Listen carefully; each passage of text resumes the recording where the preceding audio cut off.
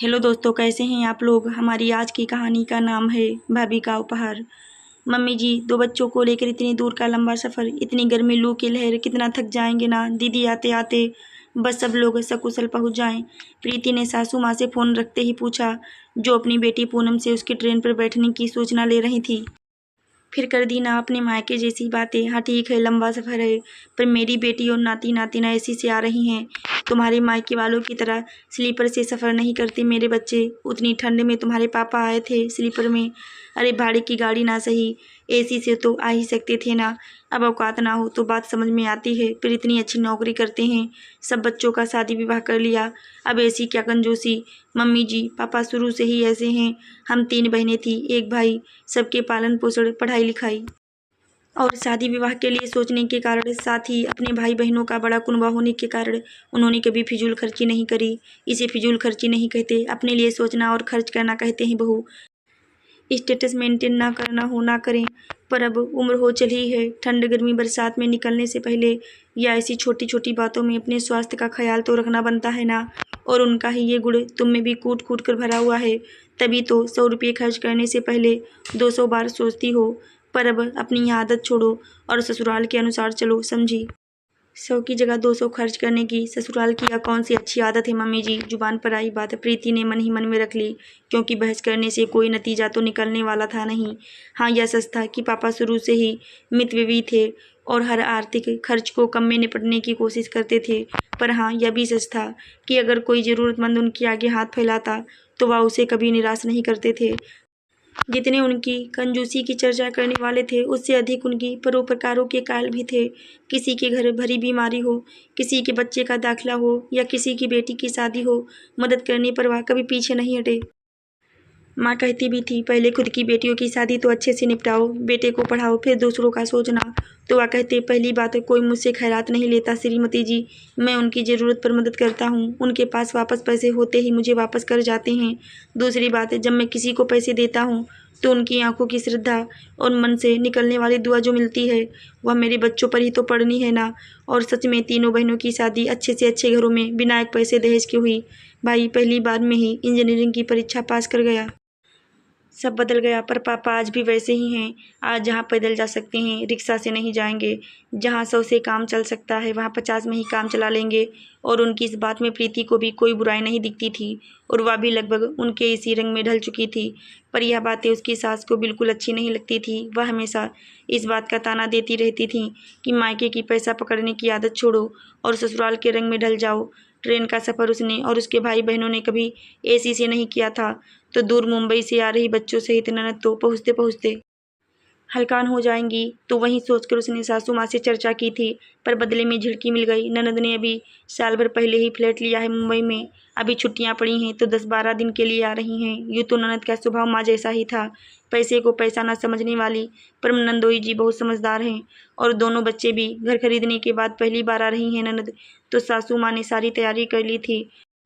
बहुत भीड़ थी ट्रेन में मम्मी, छुट्टियां चल रही हैं ना। आते ही पूनम बोली, पर फर्स्ट एसी में कौन सी भीड़ होती है, तू तो उसी से आती है ना, गिरिजा जी ने बहू को सुनाते हुए कहा। वह दरअसल मम्मी, इस बार हम लोग थर्ड एसी से आए हैं। ओह वह कोई बात नहीं, 10 दिन आराम करोगे ना, यहाँ फिर ठीक हो जाएगी। जा जल्दी से नहा धो ले, बहू डाइनिंग टेबल पर नाश्ता लगा रही है। दोनों बच्चों ने नाश्ता कर लिया तो नानी ने उन्हें चॉकलेट बिस्किट नमकीन का बड़ा सा पैकेट जो मंगवा कर रखा था थमा दिया।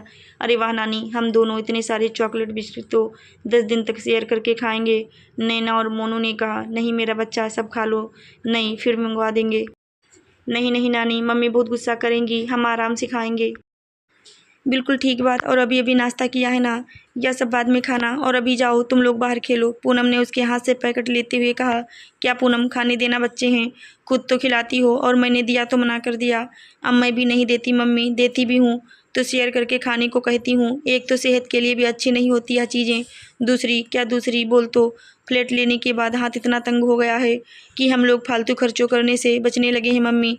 खैर छोड़ो यह सब, देखो मैं क्या लेकर आई हूँ तुम्हारे भाभी और विकास के लिए। भाभी देखना कैसी है, पूनम ने पैकेट खोलते हुए कहा, जिसमें 2 सूती साड़ी, मैचिंग चूड़ी, सिंदूर और एक कुर्ता पजामा था। बहुत सुंदर सुंदर डिजाइन है दीदी, और आप इतनी प्यार से लाई हो तो और भी सुंदर हो गया है। मैं कल ही ब्लाउज सिलने को दे दूंगी और उनके कुर्ती का रंग भी बहुत प्यारा है। प्रीति ने साड़ी हाथ में पकड़ते हुए कहा, पर लगता है मम्मी को पसंद नहीं आया। नहीं नहीं, बहुत पसंद है, बोलती हुई गिरिजा जी उपापोह में थी। कांजीवरम और सिल्क से नीचे देखना तो दूर, सोचने तक नहीं वाली उनकी बेटी सूती कब से खरीदने लगी। साथ ही वह जो पहन कर आई थी और जो अभी पहना था, सब सूती और साधारण ही थे। 1 साल में इतना कैसे बदल गई उनकी पूनम। मन तो बहुत कुछ लाने और करने का था, पर अभी के हालात। पर हाँ, मैं भी जब से सूती कपड़े डालने लगी हूँ तब से एहसास हुआ कि यह बड़े आरामदायक होते हैं, और अब मैं तो यही पहनूंगी हमेशा।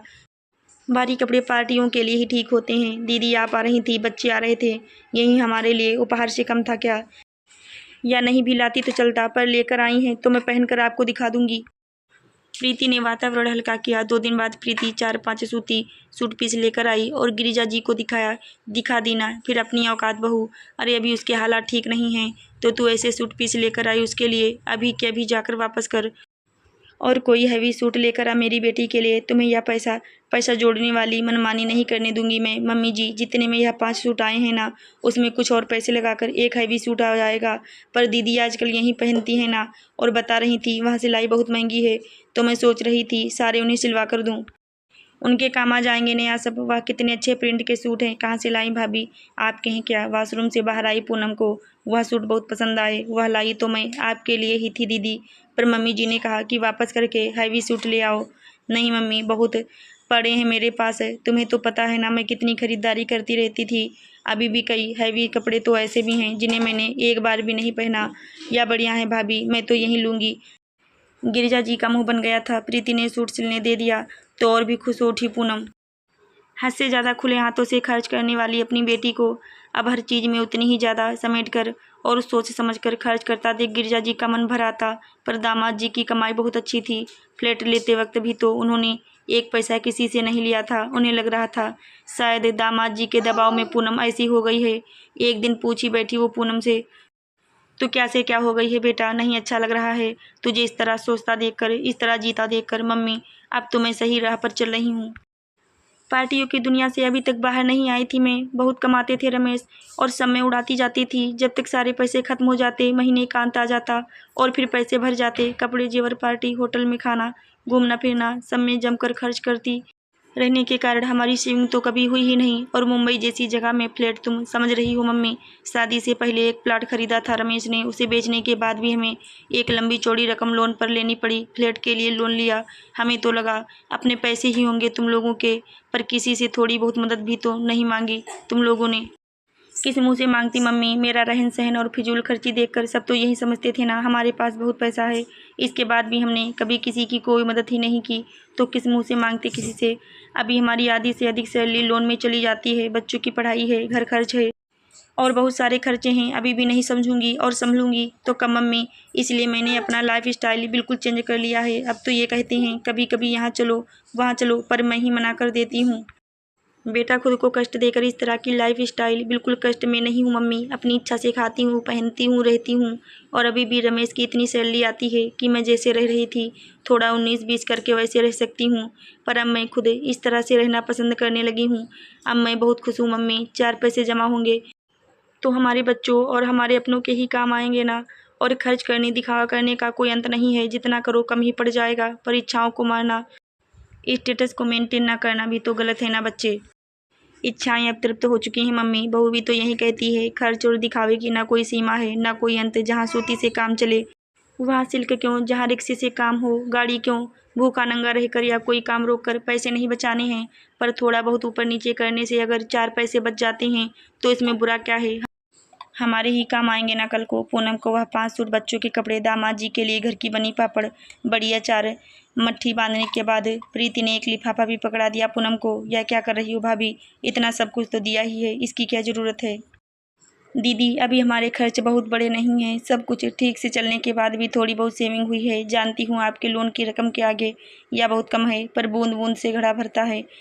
इनको जमा कर देंगे तो सूद थोड़ा कम हो जाएगा। पर आकाश की नौकरी अभी नई नई है, तुम लोगों को भी तो बहुत कुछ करना है। एक तो अभी हमारी ऐसी कोई योजना नहीं है, होगी तो आपसे मांग लेंगे। आप फिक्र मत कीजिए, हम वक्त पर एक दूसरे के काम आ जाएं, इससे बड़ी उपलब्धि क्या हो सकती है?